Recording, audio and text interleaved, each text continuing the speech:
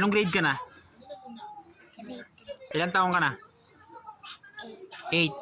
Siguro dapat mo nang malaman Ang katotohanan. ang katotohanan na tamang edad ka na. Hindi ka na baby. Aaminin na namin sa'yo, ha? Sana matanggap mo yung katotohanan na sasabihin ko. Kumarap pa rito. Hindi ako, seryoso ako, ha? Pag lumabas yung baby ni mami, kasi marami na tayo sa bahay, hindi na tayo kakasya dyan. Ngayon, kinakailangan natin magbawas ng isa.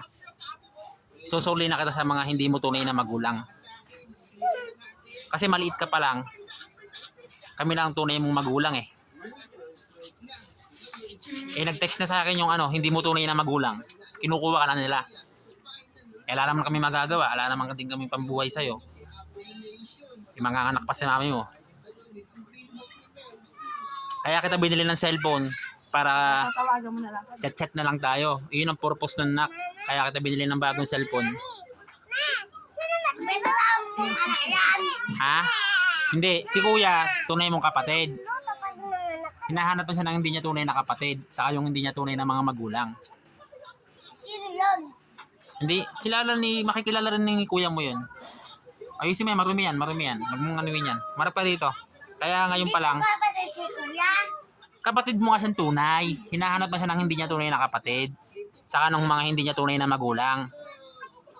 Kasi tayo ang tunay niyang pamilya. Hinahanap ka na ng hindi mo tunay na pamilya, nak. Sana naiintindihan mo sinasabi ko, 8 years old ka na. Ha? Pag mag-iingat ka palagi doon, lagi kang mag-chat kay daddy, ha? Ano ba? Umayos ka? Kinakausap kita, wag kang umiiyak. Hoy, wag niyong tawanan si kuya.